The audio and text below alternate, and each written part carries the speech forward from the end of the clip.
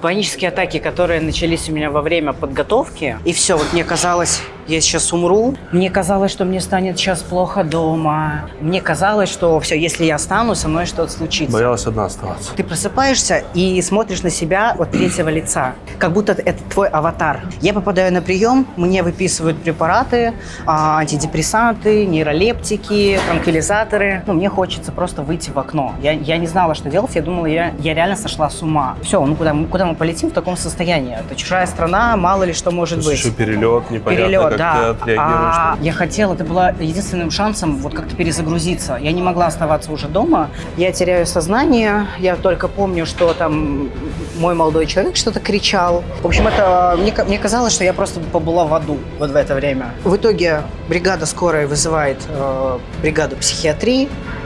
За мной приезжает, кстати, это я еще нигде не рассказывала, вот расскажу только в своем выпуске. За мной приезжает 6 человек-санитаров. Ты можешь быть зараженной, у тебя температура, ты приехала из Турции, ты можешь быть просто больной какой-то. Рассказываю про свои симптомы, понимаю, что я реально сошла с ума. И все, я превращаюсь просто в овоща. После соревнований должен быть отдых.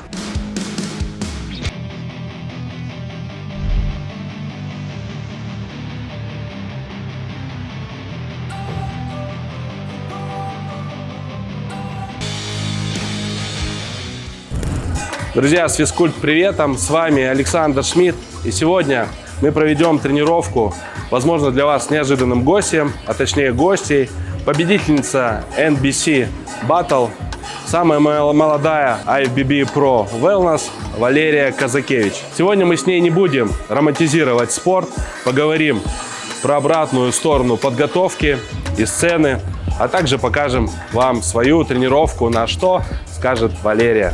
Лер, привет. Саш, привет. Рада тебя видеть. Давай разрядимся, начнем заряжаться перед тренировкой. Что мы? И спокойно поговорим, как в целом твое настроение сегодня. Так, во-первых, наши любимые добавки The Pump перед тренировкой я использую практически всегда. Плюс аминокислоты. Как мое состояние? Слушай, гораздо лучше, чем было. Все позади, потихонечку восстанавливаюсь. Тренировки сейчас уже мощные, серьезные. Начинаем подготовку, поэтому... Что сегодня потренируем? Сегодня тренируемся по протоколу Wellness. Наша любимая тренировка ягодичная. Может быть, покажу тебе какие-то свои фишки, хотя я думаю, что ты и так все знаешь.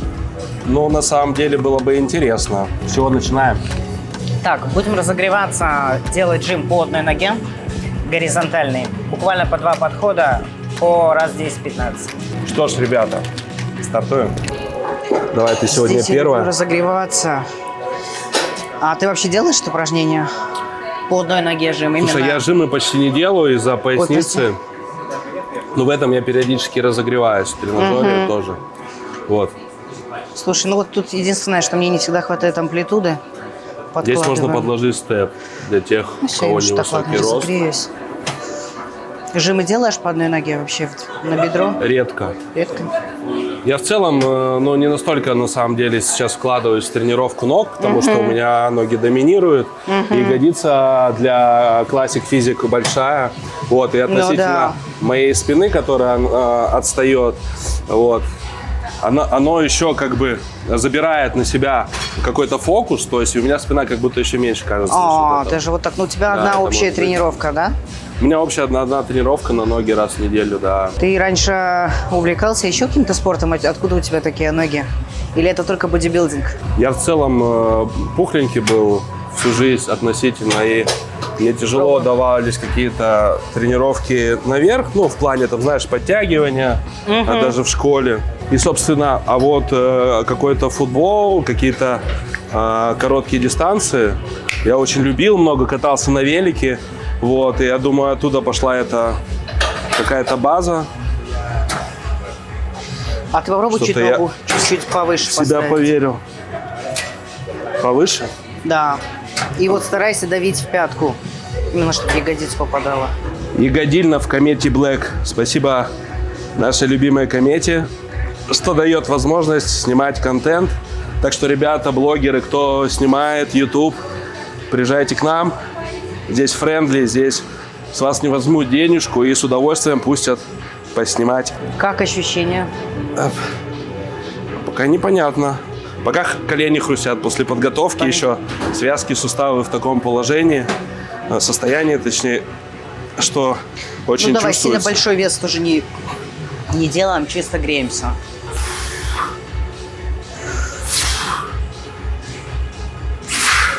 Мы на самом деле с Лерой вместе работаем и уже давно прорываемся снять для нас и для вас материал. Это третья попытка. Вот, это да, третья попытка. Третья удачная. В связи с непреднамеренными событиями и обстоятельствами, которые нас настигали, не получилось до этого поснимать, но мы все Лучше равно это поздно, чем сделали, никогда. да. Как настоящие спортсмены. Я не делаю большую амплитуду, чисто толкаюсь пяткой. Но я прям ягодицу здесь, у меня прям горит она. Вообще я делаю, у меня в абсолютно любых упражнениях, даже когда я тренирую квадры, стараюсь выключить ягодицы, они всегда забирают часть нагрузки. Именно у меня жопа горит со всех сторон. Поэтому, наверное, это У тебя, для моей категории хорошо. если говорить именно про нижнюю часть тела, что более отстает, или преобладают ноги или ягодицы? Слушай, преобладают ягодицы, квадры отстают. Поэтому сейчас будем делать акцент на квадрицепс. Вот, бедро хорошее в целом. Ноги начинают сохнуть и прям тают на глазах. Поэтому... Ну и как обычно, слабые стороны, они еще более выпадают, начинают. Вот, поэтому верх не трогаем сейчас. Вообще не тренируешь? Одна тренировка в неделю у меня, легкая, да, чисто прожимаемся. Давай второй подход. Вот, но, в общем-то, все еще пытаемся добиться нужных пропорций. Ты помнишь, какая я была года 2 назад? Да. То есть у меня были совершенно другие пропорции. Поэтому я долгое время не могла прийти к тому, чтобы начать все-таки выступать. У меня была большая спина, крупные плечи и не хватало ног. Значит, единственная категория, которая мне нравилась, это была wellness. В бикини я себя никогда не видела. Вот, но долго искала наставника. Наверное, нужно было, чтобы сошлись все карты, чтобы я все-таки рискнула выступить. Вот тебя. Хорошо. Сейчас почувствовал получше. Так, давай тоже сделаем по 2 подхода. Раз на 20 сведения, разведения. Это мы еще все греемся. Да. Класс. А что у тебя отдышка такая? У меня нос заложен. Я поэтому с кислородным баллоном сейчас. Ты прям как Данилов. У меня одышка. Слушай, я кардио очень много делаю. У меня... в плане кислородного баллона? Да. А я раньше начал дышать, чем он. Да, ничего себе. На YouTube, да, и усы я раньше бамсу начал носить. Слушай, да. Да. А как вообще приобретать? Где приобретается этот баллон? На зоне заказываю. У него там прям такой профессиональный. Вот. Я иногда, когда, знаешь, в зале душно, либо перепад температур, бывает, что плохо вентиляция работает. Я там схожу сам и ребятам своим даю, чтобы Я не видела тебя с баллоном. Он повеселее было. Не видела ни разу тебя с баллоном. Ну, хожу. Не попадала просто, скажи, да? Слушай, раз ты уже начала про тему спорта, расскажи нам, как давно ты в целом культуризмом занимаешься. Вот и как пришла к тому, что почувствовала именно, что вот хочешь именно побороться за карту ПРО и стать профессионалом. Тренируюсь я уже 10 лет. Выступать я относительно недавно начала. То есть в 2024 году был мой дебют. И я могу сказать, что шла я к этому достаточно долго. Наверное, должны все были сойтись звезды, так скажем. Потому что я изначально не знала, в какой категории я себя вижу, да, то есть я была изначально, сразу была худенькая, то есть мне было очень тяжело набрать мышечную массу, я весила 43 килограмма, я много тренировалась и ни хера не ела, да, вот мне казалось, что если я съем что-то лишнее, то все мои труды напрасные. Вот, потом потихонечку начала разбираться в этом, начала набирать и увлеклась тренировкой спины. Да, то есть мне безумно нравилось тренировать спину вверх. И была одна общая такая тренировка на ноги, поэтому мне всегда казалось, что я бодифитнес, то есть я вырисовывалась такой V-образной. Когда у меня появились мысли уже попробовать выступить, потому что многие тренеры, кто меня видел, говорили, что у тебя хорошие данные, попробуй. Бикини точно не моя категория, мне все равно нравились такие более мышечные объемы. Я начала готовиться в бодифитнес. Да, то есть вообще первый мой тренер – это Вова Яковлев. Да, я начала в бодифитнес и… И он тебе сказал, что он тебя видит в этой категории? Да, то есть я ему отправляла отчеты, да, у меня была такая вот фигура, я думаю, ты помнишь, да, мы еще, вот сколько, мы уже с тобой работаем 3,5 года. И значит, когда я начала вот это вот все учить позировать, я поняла, что нет, не нравится мне. А тогда появилась уже категория wellness, вот она только как бы зарождалась, так скажем. Давай я сделаю, наверное, да? I wanna be the greatest. Everybody on the fake shit. I look around and feel like everybody is the fakest. I make this every day and I'm impatient, hoping one day I blow up from the basement. Statement, the top is so vacant. I don't hear shit that I think is amazing. Waiting for my day when I'm playing sold out shows for 1,000 faces. Я, знаешь, я часто вспоминаю момент, когда мы с тобой стояли, по-моему, это был NBC 8, и вот ты у меня спрашивал, ну что ты, когда ты решишься выступить?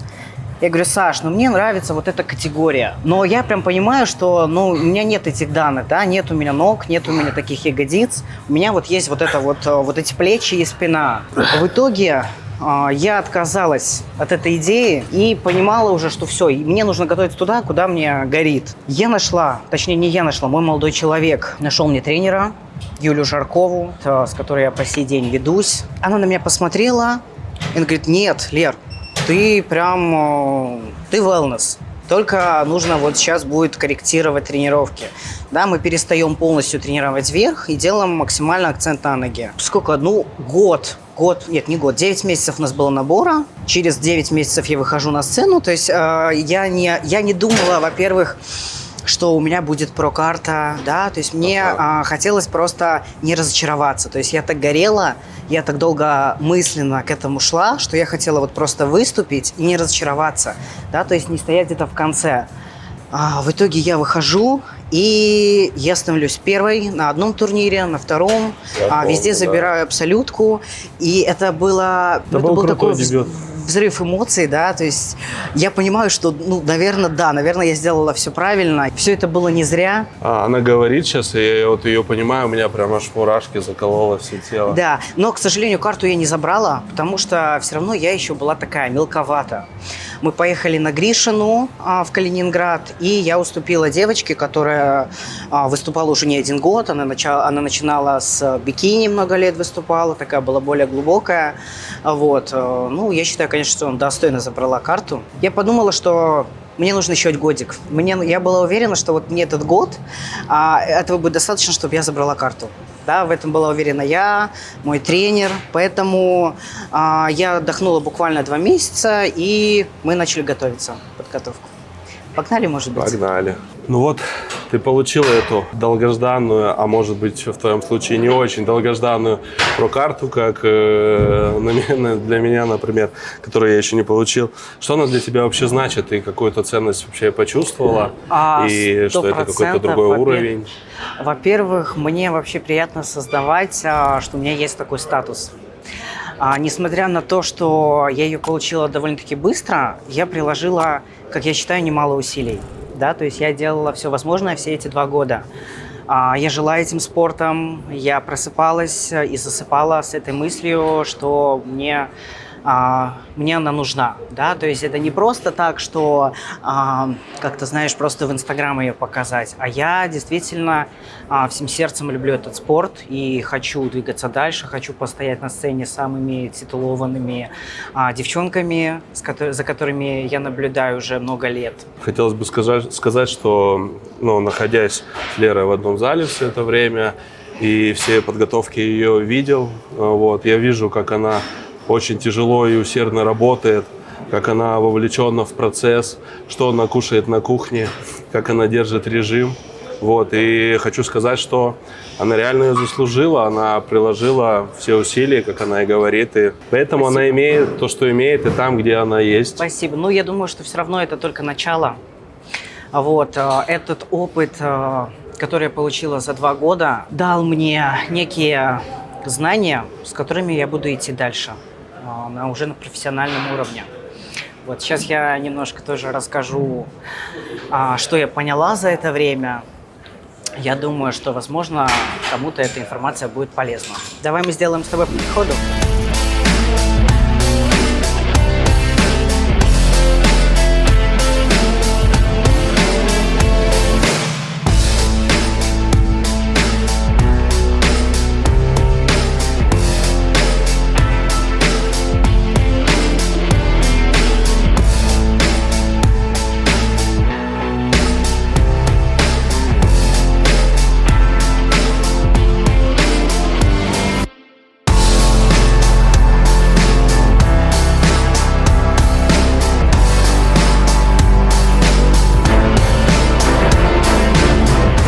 Лер, наблюдая твою последнюю подготовку, если честно, казалось, что ты все вывозишь. Вот, насколько она далась тебе тяжело и где было тяжелее, по телу или по голове? Слушай, на самом деле мне казалось, что я сама вывожу. Я игнорировала какие-то моменты. То есть у меня была цель, да, и я пыталась каждый день делать максимум, несмотря на свое состояние. Особенно это уже самые тяжелые были последние 3 недели. Панические атаки, которые начались у меня во время подготовки, сами панические атаки у меня начали усиливаться именно во время подготовки, да. То есть, помнишь, я приходила на кухню, то есть я уже не могла работать с людьми за 3 недели. Последние 3 недели, да, 4 уже перестала появляться в зале. Я приходила в зал. Мне настолько было тяжело здесь находиться, потому что играла музыка, диджей, даже какие-то моменты вот с оборудованием, да, кто-то бросал вес, все, мне это просто било по нервам, понимаешь, да? Вот, и последняя тренировка, я стояла с клиенткой, и все, вот мне казалось, я сейчас умру, надо уходить. Я прям брала там по 2 человека, и все равно я еле дорабатывала. Да? И я понимала, что все, лучше это оставить, лучше спокойно уже закончить подготовку. Я вот хватаю свою клиентку за руку и говорю, все, мне плохо. А я понимаю, что мне уже стыдно. Стыдно работать с клиентами. Все, значит, я сделала фокус только на своих тренировках. Я ходила в зал, который находился возле дома. А потом, после того, когда все закончилось, я сделала самую большую ошибку. Это после подхода. Да.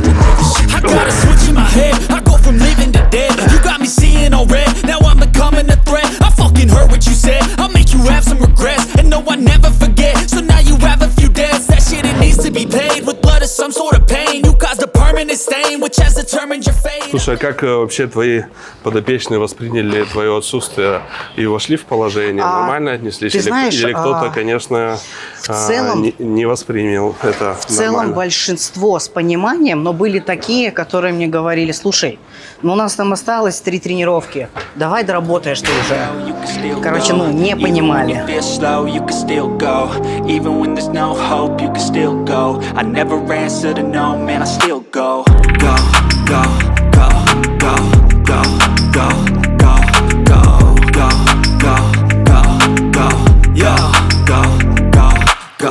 Hustle hard, hustle every single day. I'll be making moves till I'm buried in my grave.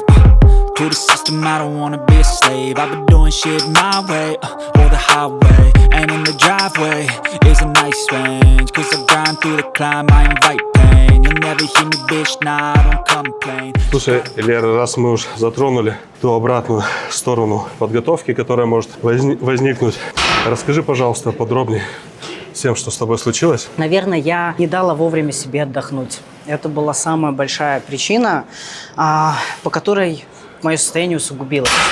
После того, как я забрала карту, я как ненормальная продолжала тренироваться, не дав себе ни недели, ни дня отдыха. У меня звучали слова моего тренера, что первые 3 недели – это супер-гиперкомпенсация, и тебе нужно прям поработать. Хотя я понимала, что морально я прям вымоталась. Несмотря на всю усталость, да, я покушала и продолжала тренироваться. Но как только я... Плюс еще включилась в работу, наверное. Я включилась в работу, все это было достаточно резко. И после каждой тяжелой тренировки я начала ловить непонятные состояния. То есть мне казалось, как будто бы сейчас со мной что-то случится, мне станет плохо. Плюс у нас еще такое освещение в зале, да. Мне туманило голову, и каждая тренировка, она заканчивалась... вот как раз-таки паникой, да, я ходила на тренировку с нашатырем, с валидолом и понимала, что это уже какая-то нездоровая история. Опять же, я закрывала на это глаза, мне казалось, что это психосоматика, что я себе это все придумываю, плюс у меня уже когда-то такие были моменты, да, это мне в целом знакомо.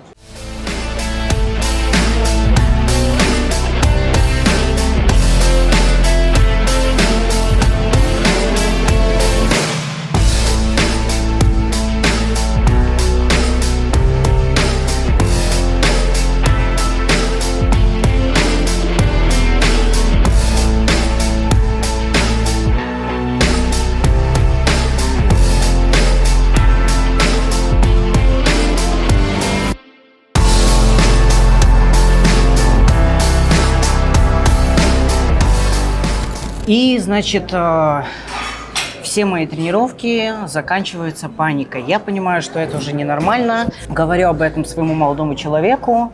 И получается так, что все эти состояния меня настолько напугали, что я стала жить в их ожидании. Мне казалось, что мне станет сейчас плохо дома, там, в торговом центре, в транспорте. И все это с каждым днем настолько усугубилось, что я даже не могла сидеть дома.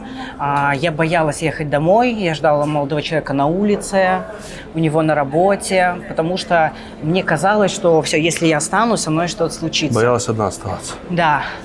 И я говорю, надо идти к врачу, потому что, я понимаю, трезво, что это ненормально. Откуда это все? Несмотря на все это, я продолжаю потренировываться, уже как-то скинула нагрузки, но тем не менее продолжаю. Самый такой, наверное, острый, пиковый, тревожный момент случился у меня перед сном. Я вскочила с кровати, побежала на балкон, попросила вызвать мне скорую. Меня пытался мой молодой человек успокоить. И на следующее утро я просыпаюсь с симптомами деперсонализации, дереализации. Это такие симптомы, далеко не каждый с этим сталкивался. И вообще, если ты с этим не сталкивался, крайне сложно понять это состояние. То есть ты просыпаешься и смотришь на себя от третьего лица, как будто это твой аватар. Как будто ты вот в компьютерной игре, да? Понял, да? И я просто встаю с криком, звоню маме, говорю: мама, все, я схожу с ума, со мной что-то происходит. Мама говорит: давай, все, экстренно звони врачу, ищи врача, срочно иди на лечение. Я выбираю первый попавшийся сайт, первый попавшийся врач и экстренно записываюсь, да, просто к тому, кому было время. Я попадаю на прием, мне выписывают препараты, антидепрессанты, нейролептики, транквилизаторы. Я начинаю их пить, и мое состояние усугубляется просто x5. Препараты мне совершенно не подходят. Я звоню, говорю об этом врачу. Он говорит: не терпи, так и должно быть. То есть препараты не должны строиться, это не 1 неделя. Ну, окей, почему хорошо. Ты сразу не предупредил, да? Кстати, ты знаешь, я у него спросила, он говорит, я говорю: хуже не будет? Он говорит: нет, конечно. Вот это первое, что меня вывело, что он мне не сказал, что может быть просто ряд побочек.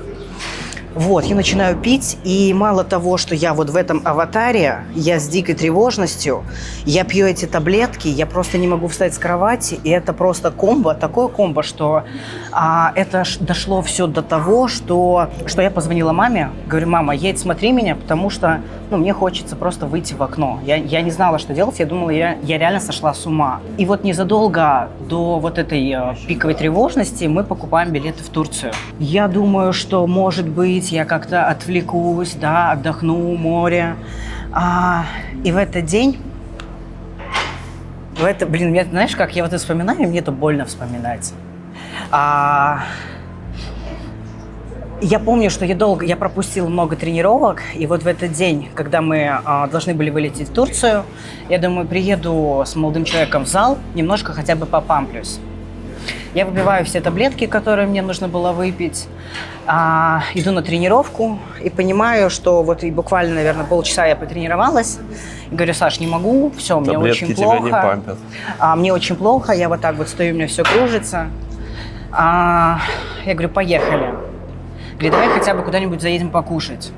Мы, значит, заезжаем в грузинскую кухню. Я сажусь за столик и просто чуть ли не теряю сознание и кричу: все, вызывайте мне скорую. Вокруг меня сбежались официанты, прикладывают мне лед, меня успокаивают, у меня слезы ручьем. Я плачу, кричу, приезжает скорая, меряет там мне давление, все окей, все нормально. А я просто кричу, как я устала. Как я устала, потому что это просто было невыносимо уже. И в этот день нам нужно было вылетать в Турцию. Я говорю, мне говорит молодой человек, говорит: все, куда мы полетим в таком состоянии? Это чужая страна, мало ли что может быть. Еще перелет, непонятно, как да. ты отреагируешь. Я настолько, то есть это было, знаешь, как...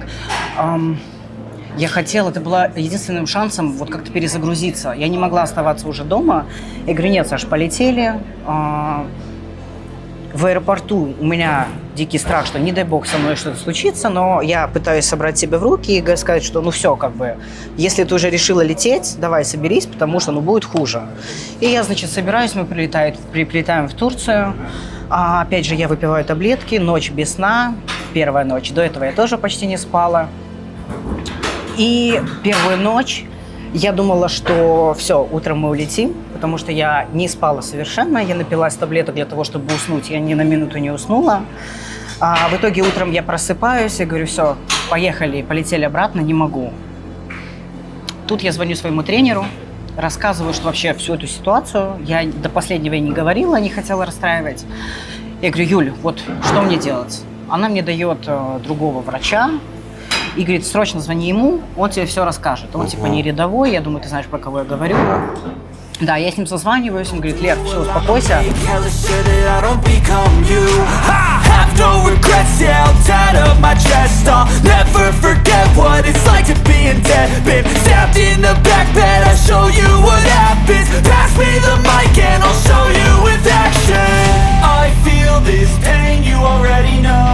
Turn that to gains, let my money show. I've got these things that I can't let go. Watch me turn this life into... Да, я созваниваюсь с врачом, он говорит: все окей, сегодня поспишь. Я говорю: Саш, все, давай, я сейчас, возможно, пару часиков посплю. Это уже был день. Мы потеряли деньги, да, на билеты. И в итоге мне не удается вообще ни на минуту приснуть. Голова уже просто сходит с ума. Я думаю, ладно, пойду, выйду хотя бы в бассейн, может быть, полежу чуть-чуть, попробую. В итоге я выхожу к шезлонгам и теряю сознание. Я теряю сознание, я только помню, что там мой молодой человек что-то кричал. И помню, как меня везли уже в больницу на кресле. Меня привели в чувство. И 8 часов мы пролежали в приемном отделении.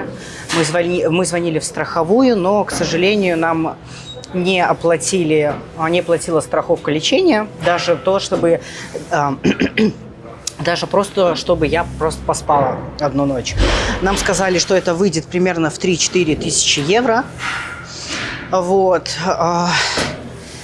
И надо было уже принимать решение, что делать. У меня была мысль только о том, как долететь до Москвы. помимо всего того, что происходило, у меня еще отказало все тело. Я не могла, то есть меня парализовало. И я звоню маме, говорю: мам, мне надо как-то долететь, я не могу встать. Я говорю: Саш, надо придумать, может быть, есть какая-то коляска, чтобы меня довезли. В общем, это мне казалось, что я просто побыла в аду вот в это время. В итоге, ближе к ночи, мы понимали, что уже страховая ничем нам не поможет, у нас нет таких денег оплатить, чтобы я там осталась. И мы берем билеты бизнес-классом, хотя бы, чтобы я полежала. Вроде бы как меня начало немножко отпускать. Мы добрались до отеля, да, то есть я вот, как зомби, потихонечку под руку Саша меня вел, мы добрались. В итоге мы долетаем до Москвы, а утром в аэропорту я опять выпиваю таблетки. Это была уже 3-я ночь без сна, плюс эти таблетки. Мы приезжаем домой, уже в аэропорту я без сил, я еле стою, я вся в слезах. Я сажусь просто в аэропорту и начинаю дико рыдать. Говорю: все, я не знаю, что мне делать. Отвези меня в больницу, сделайте что-нибудь со мной. Саша говорит: все, успокойся, он тоже уже на нервах. Мы приехали домой, и я опять начинаю терять сознание. Видимо, я так понимаю, что это уже перегруз нервной системы, это уже слишком такой большой стресс. Я начинаю терять сознание, Саша опять пугается, вызывает скорую. Скорая приезжает, там, меряет мне давление, тахикардия, понятно, 3 суток, да. И говорит: мы ничего не можем сделать. И не забирают? Нет, говорит, я начинаю рассказывать, что я принимаю вот эти таблетки. Да, он говорит: слушайте, это не наш профиль, вам нужна психиатрия. Отвезите меня в психиатрию, да. Я говорю: Саш, пусть вызывают психиатрию. Все, я больше не могу, я не спать не могу. В итоге бригада скорой вызывает бригаду психиатрии. За мной приезжает, кстати, это я еще нигде не рассказывала, вот расскажу только в своем выпуске. За мной приезжает 6 человек-санитаров. Я подписываю добровольное согласие и уезжаю. Мне меряют температуру. У меня небольшая температура. Я рассказываю, что вот мы только что прилетели из Турции. Мне не разрешают брать никакие вещи с собой, не разрешают брать телефон. Мне сказали, что все это у меня отберут. В итоге я уезжаю, и меня привозят не в психиатрию, а в инфекционку. Меня запирают просто... Я захожу, меня застилает просто постель какой-то вонючий бомж. Меня запирают в такое изолированное помещение, где на окнах решетки, просто такое вот, 2 на 2.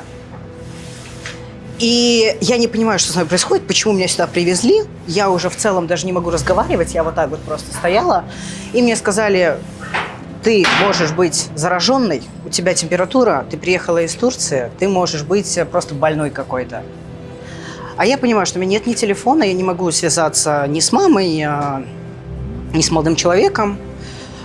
И я говорю: дайте мне снотворное. Я 3 суток не спала, дайте мне снотворное. В итоге, естественно, со мной обращаются как, с собакой, да, то есть все, лежи и молчи. Я дожидаюсь врача-психиатра. Он пришел, наверное, только в 12 часу, а привезли меня в 9 вечера. Я рассказываю всю историю, что со мной произошло, рассказываю про свои симптомы, понимаю, что я реально сошла с ума. Врач послушал меня и говорит: Лер, тебе нужно просто выспаться и ехать домой. Ты понимаешь, что психиатрия, там тяжелые случаи. Ты насмотришься, тебе станет еще хуже. Езжай домой. Говорит: если хочешь, мы можем хоть сейчас тебя отпустить. Я говорю: я не могу лежать дома. Мне нужны рядом врачи. Мне дали 2 таблетки снотворного. Я проспала. Утром пришел врач опять меня обследовать. И меня забрала мама. Да, мама уже приехала из Беларуси. И забрали меня домой. То есть до психиатрии я не доехала. И сейчас я думаю, что слава богу, что так все произошло. Потому что меня могли закрыть, поставить на учет. И это... Просто хоть один адекватный врач, видимо, попался, который... Он сказал, ну, естественно, он мне объяснил, что все это как бы последствия твоего стресса, что ты не сумасшедшая, что тебе нужно просто отдохнуть. Вот. Если бы не вот эта инфекционка, я бы попала, и неизвестно, что бы со мной делали, что бы не кололи, и что бы со мной было. От турецкой чумы бы лечили тебя. Да, да. Вот, но приехав домой, я продолжаю пить таблетки. Я звоню врачу, говорю, я больше не могу терпеть, что я попала в больницу. В итоге врач перестает выходить со мной на связь. По 2-3 суток он не отвечает. В это время появляется Лера, это девушка Саши. По образованию она психолог, она мне очень помогала, да, она меня поддерживала, пыталась вывести из этой всей ситуации. Я записывала ей голосовое, что все, я больше не могу, все, я сейчас просто выйду, я не знаю, что мне делать. И вот мы как-то пытались еще как-то вывести меня. Но я понимала, что вот эти препараты, которые я пью, надо что-то с ними делать. И я решаю все, то есть я понимаю, что врач мне не отвечает, я решаю их разом убрать. И как только я их убираю, у меня наступает синдром отмены. То есть я перестаю спать вообще, у меня пропадает функция засыпания. Понимаешь? Ну и все, я превращаюсь просто в овоща. Вот, если бы не моя мама, которая приезжала и кормила вот так вот меня, я бы просто, наверное, не знаю, я бы не справилась. Похудела сильно? Слушай, да похудела, это все, знаешь, это все мелочи. Не, понятно, это все мелочи. Но в целом я просто думала, что моя жизнь никогда не вернется прежней, что, понимаешь как, самое, наверное, обидное было, что все было хорошо, я получила карту, да, у меня такой взлет, и просто я свалилась в такую яму. То есть вот какой был взлет, блядь, такая и яма. И я просто думала, как выжить на самом деле. Как найти способ из этого выбраться, потому что, меняя врачей, каждый говорил какие-то свои версии, да, допустим, вот Лера мне говорила, все, пожалуйста, убирай, ничего не пей. Второй врач мне говорил, что вот только эти препараты тебе поможет, ты не выйдешь из этого. Третий говорил, ни в коем случае не слушай этого, слушай меня. И вот эта вот цепочка. И просто вот в какой-то момент я говорю, мам, все, я не знаю, что мне делать. Я вот просто вот так вот закрылась.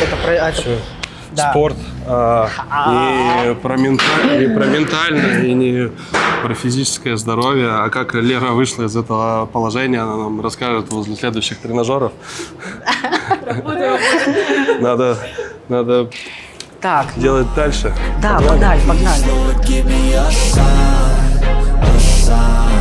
I wanna be the greatest. Everybody on the fake shit. I look around and feel like everybody is the fakest. I make this every day and I'm impatient, hoping one day I blow up from the basement. Statement, the top is so vacant. I don't hear shit that I think is amazing. Waiting for my day when I'm playing sold out shows for 1,000 faces. Hey, give me that crown, get in my way and to be put down. It ain't your place, all this my town. If I want that shit, then I'll get it right now. I'm losing it, the noose it fits. I'm losing shit, a stupid myth. You choose to live or choose to dip. You choose to fight or lose your grip and lose a gift. В итоге я понимаю, что в любом случае у меня должно быть какое-то лечение, да, должен быть какой-то план, как из этого выбраться, потому что лучше мне не становится. Я отказалась от таблеток, я перестала спать. Я говорю, мам, нет, все, то есть у меня мало того, что у меня вот был такой опыт, да, с таблетками, у меня был дикий страх, что я знала, что препараты могут подойти ни с первого, ни со второго, ни с третьего. И неизвестно, подберут ли мне, да, и сколько мне придется еще промучиться. Я подумала, что все, я буду выходить за счет психотерапии, да, как-то вот плавненько, пусть дольше, но экологичнее, правильно? Вот. Прошло, наверное, недели 1,5-2. Каждый день это слезы, каждый день моя мама все это терпела. В какой-то момент она мне сказала, Лер, если ты не попробуешь еще раз, если ты неизвестно сколько ты будешь выходить из этого, надо еще раз попробовать. Я говорю, пожалуйста. Я кричала, я ругалась, я была дико злая, да, за что мне сейчас крайне стыдно, потому что мама моя тоже натерпелась. И в итоге мы нашли хорошего врача опять по знакомствам. Я с ней проконсультировалась, она мне прописала препараты. И какое-то время эти препараты просто лежали дома, да, то есть у меня вот был выбор все-таки. Я говорю, мам, давай, пожалуйста, еще там неделю-две подождем, может быть, не будет становиться лучше, давай не будем. Прям я оттягивала этот момент, но, к сожалению, не получилось у меня выбраться без препаратов. Благо, со второго раза мы попали, и мне они подошли, и с конца августа потихоньку я начала выбираться, потихоньку, это было совершенно нелинейно, да, то есть были и откаты жесткие, но, по крайней мере, я начала чувствовать улучшение. Сейчас ушла тревога, ушли панические атаки, я в целом чувствую себя прекрасно. Вот. Остался, конечно, такой осадок, наверное, посттравматический синдром после всего этого. Вот. Но в дальнейшем, конечно, я буду все-таки бережнее прислушиваться к организму, вовремя делать паузы. И самое, наверное, важное правило, которое я усвоила, что после соревнований должен быть отдых, полноценный отдых. Либо какой-то, знаешь, с минимальными нагрузками, чтобы плавно из этого всего выйти.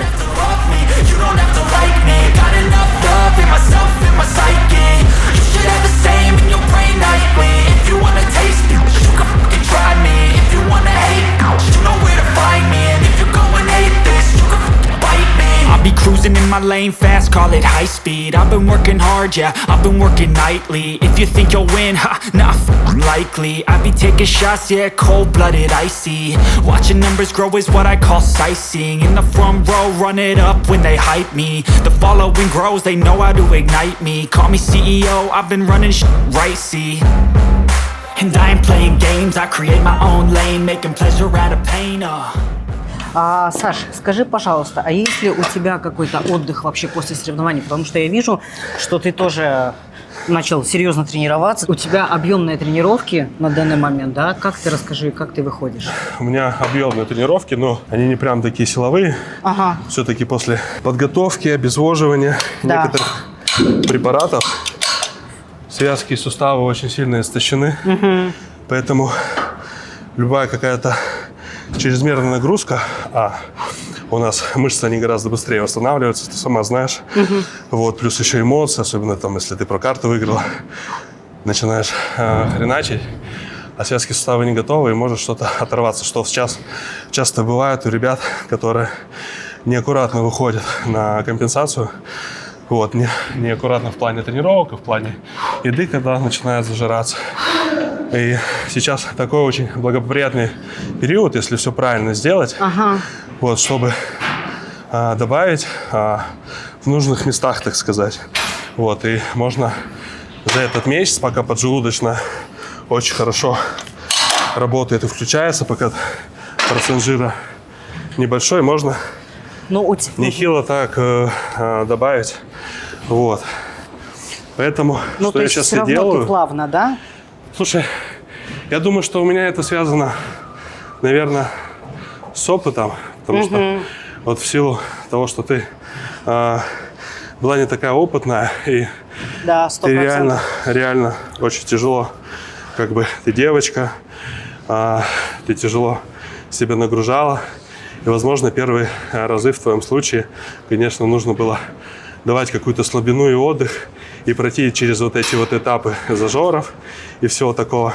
Чтобы понять, как нельзя делать, да? Да, возможно, это может быть и лучшее стечение обстоятельств, чем то, что с тобой случилось. Я, в свою очередь, прошел эти этапы, и в целом мне комфортно держать режим после соревнований на подъеме боевом, как бы компенсировать. Вот. Единственное, конечно, тяжеловато в плане ЦНС, возможно, больше, знаешь, совмещать это там и с работой, вот, потому что, сама понимаешь, после соревнований у тебя, когда ты еще сам вывозишь это все, у тебя там денежная яма, и тебе надо включаться и в плане работы, тебя твои подопечные ждали, и в плане тренировок нужно включаться. И в плане питания, и в плане всего, как бы. Представляю. А у тебя еще ЦНС, она не отдохнула Да, после да. истощения. И тут ты еще больше нагружаешь. Слушай, ну видишь, ты и до последнего работаешь. Чуть ли не там на гриме проводишь онлайн Ну, так и тренировки. есть, Но да. это пиздец. Ну, это хрень. Ты либо хороший спортсмен, либо Но ты пытаешься все-таки это хороший всё, да, бодибилдер. как-то Слушай, ну, совместить. пока такой жизненный этап, пока нет таких возможностей. Вот, поэтому я пока, видимо, больше хороший тренер. Да. Вот, если бы я, наверное, поступал так же, то, может быть, я был на чуточку выше. Вот, как. Слушай, я думаю, что все еще впереди. Я думаю, что да. Но на самом деле было очень приятно наблюдать, как твои подопечные кричали из зала, радовались за тебя искренне. Это дорого стоит. Да, я тоже. Я это все слышал. И спасибо моим подопечным, которые навряд ли посмотрят этот влог. Вот, но да и не оставят комментарии, но они меня в целом очень сильно поддерживают, да. И у нас такое уже, как комьюнити дружеское. Слушай, но сложилось. они уже много лет с тобой. Да, Много лет практически все. в основном у меня все старички, так сказать. Я и думаю, что они переживали все с тобой со не мной. одну подготовку. Они уже, да, Они уже знают пораженные, более опытные, Да, они да. уже знают, когда лучше меньше со мной разговаривать, что-то обсуждать, Да. когда больше. В этом плане, поэтому, возможно, мне комфортно до последнего работать, вот, потому что мы уже как бы притерлись, да, и у нас как бы взаимопонимание полное. Блин, ну это здорово. Вот. Так, ну что, подходик делаем? Подходик. Знаешь, пока я подходик делаю, вот после этого всего вообще, как складывались твои взаимоотношения с твоим мужчиной, все эти подготовки и эта ситуация как-то повлияла на твои взаимоотношения с близкими людьми, вот, и как ты себя ощущала по отношению к ним? Слушай, на самом деле, наверное, все непростые периоды, они только укрепили наши отношения. В моменты, безусловно, было крайне сложно. Мой молодой человек всегда меня поддерживал, был понимающим. На период, когда было уже совсем тяжело, мы спали с ним в разных комнатах. Да, у меня прям была своя обстановка. Я крайне рано ложилась спать, то есть в 7 часов, в 7:30 я уже засыпала. Вот, он еще не приходил даже с работы. Поэтому... Давай, сосредоточься.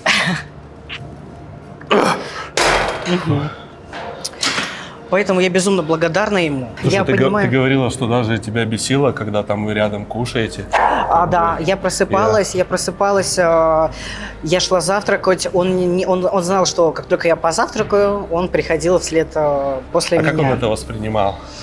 Мы, на самом деле, не знали вообще, чего ожидать, да, то есть, когда у меня была первая подготовка... Ну, то есть, он тоже не знал, с чем он сталкивается. Да, то есть, ни я не знала, И ты ни он. тоже, да. И я понимала, то есть, я знаю вот это чувство, когда ты голодный, да, я понимала, что я буду более раздражительная, в целом я и так очень эмоциональная. И как-то, знаешь, я еще готовила его к этому, говорю, ну, пожалуйста, если что, там, не принимай близко к сердцу, да, давай настраиваться. Вот, многие говорили, знаешь, вот, вы не переживете, это такой стресс для отношений, да, что по-любому кого-то вообще вынесет просто.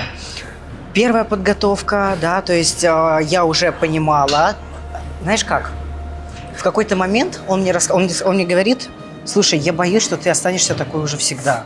То есть я была настолько холодна, я настолько была отстранена, что он боялся, что все так и останется. Как только я покушала, как только я пришла в себя, я, естественно, расцвела и стала другим человеком. Вот, поэтому все этапы мы уже прошли, все этапы нам уже знакомы, поэтому максимально спокойно. Я безумно рада. Это очень важно, когда с тобой понимающий 100%. человек, который тебя поддерживает. Это вообще, знаешь, половина твоего успеха. Я не знаю, как складываются взаимоотношения у людей, которые, знаешь, оба готовятся. Я не представляю. Мне кажется, такие пары долго не живут. Не представляю. Только, как бы есть исключение из правил, конечно, но это... И то я думаю, что мы просто не все знаем. Потому что из тех, кого мы знаем, ну там прям не позавидуешь. Мне кажется, должен быть один такой дурной 100%. человек, который готовится. Я не знаю, знаешь, мне кажется, что одному... Я помню, когда ты готовился один, без поддержки, да, то есть ты же понимаешь, что у тебя, знаешь, голова забита другим, фокус максимально там там на форму, да, все какие-то вопросы ложатся на твоего партнера. Да. Согласись, что эту подготовку тебе все равно было психологически полегче. 100% и психологически, и во всех смыслах я себя гораздо лучше чувствовал. У меня получилась гораздо лучше форма, кондиция, я смог более-менее довести. Да. Вот. В общем-то, это очень большая ценность. Вот. Человек за кадром, спасибо тебе. И на самом деле разница неба и земля. И как приятно разделять эти эмоции, согласись.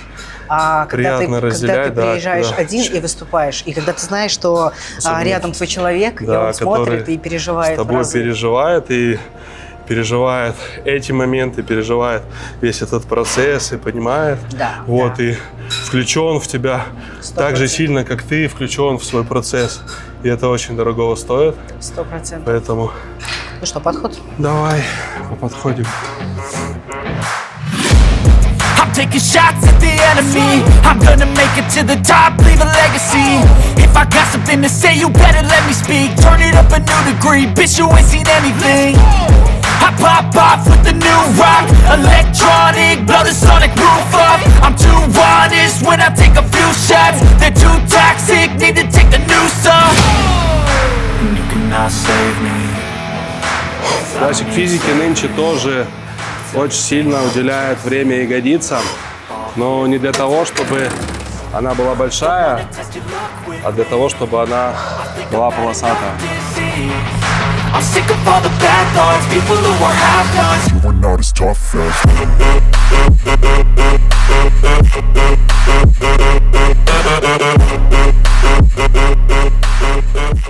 Слушай, Лер, вот ты уже в статусе про. Изменился ли у тебя какой-то подход в плане тренировочного процесса, в плане питания, в плане, может быть, добавок, что-то? Тренер внес какие-то корректировки? Слушай, ну вообще у меня подход был достаточно серьезным и на любительском уровне. Не в плане твой, знаешь, ментальный подход, твой настрой, там, подход к делу, а вот в плане именно процессов Тренировочного процесса, да, протокол изменился. Сейчас мы будем начинать пробовать программу, я забыла, как тренера зовут. Франциско. Франциско, да. Попробуем. Франциско Эспен. Да, Франциско Эспа. Протокол для wellness. Поэтому будет интересно, что получится. В плане питания. В плане питания вообще, конечно, тренер мой требует максимальной отдачи, максимальная план. максимальная дисциплина, да. Сейчас у меня достаточно еще расслабленная, так скажем, да, пока еще отдыхаю. Но в целом, поскольку из-за того, что я выпала, я поднаела лишнего. Вот, поэтому уже пора закрывать. У девушек неприлично спрашивать, но мы спортсмены.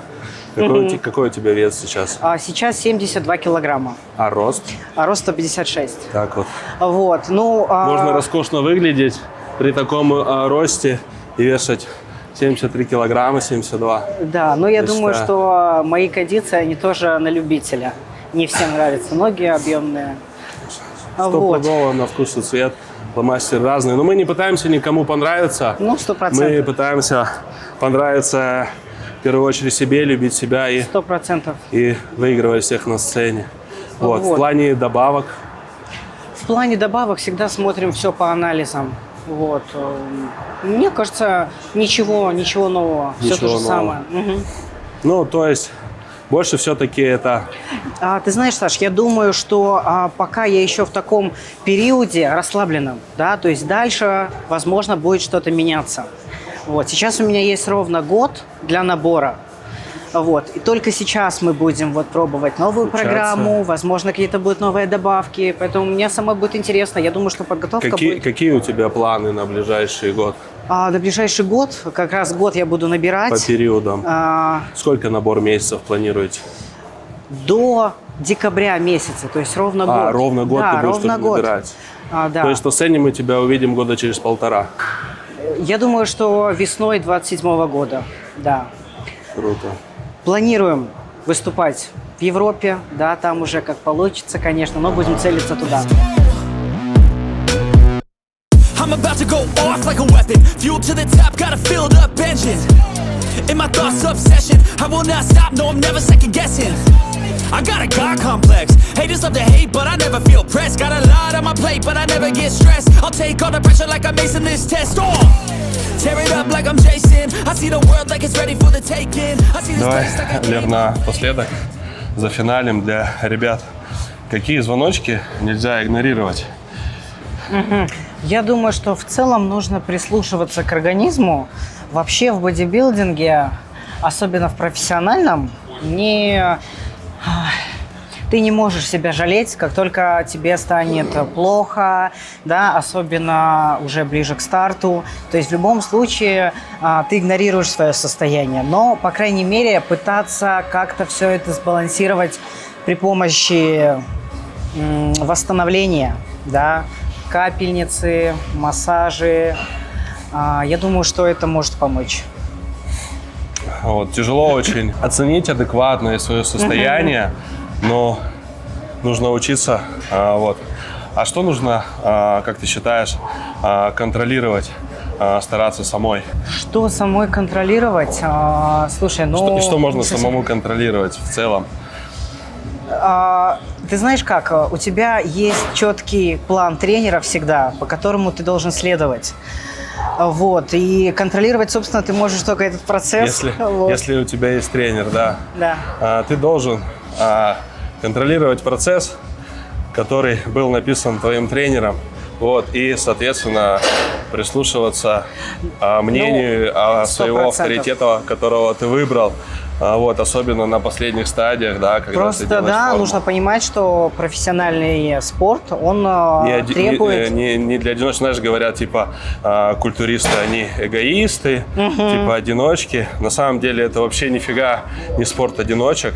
100%. И мне кажется, это самый тяжелый вид спорта. Это тяжелый вид спорта, и, наверное, очень тяжело такому человеку найти вторую половинку. Потому что, согласись, что... Мы не совсем обычные люди, да, у нас есть свой мир, у нас есть мы с травмами, со своими 100%. определенными.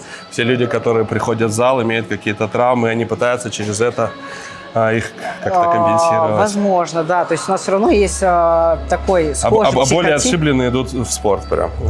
Ты думаешь, мы прям отшибленные? Мне кажется, да. Но мне кажется, знаешь, если покопать, то можно к чему-то прийти, к каким-то травмам. С психологом. Да. Да, вот, ребят, берегите свое здоровье, прислушивайтесь к своему организму. Берегите себя и своих С близких. нами была Валерия Казакевич, IFBB Pro Wellness. Вот. Спасибо, увидимся что позвал на канал. Да, я очень рад, что эта встреча состоялась. Увидимся в новых выпусках, и спасибо нашей комете Black, что дает такую возможность снимать контент для вас, для нас. Поэтому подписывайтесь, ставьте свои лайки, поддерживайте. Комментарии. Все ссылочки на Валерию мы оставим в описании. Ну и до новых встреч. С физкульт приветом, Александр Шмидт и Валерия Казакевич. И хочется немножечко добавить, друзья, что сильный спортсмен – это не только тот спортсмен, который может все стерпеть, а может вовремя притормозить не для того, чтобы остановиться, а для того, чтобы совершить еще больше усилий. До новых встреч!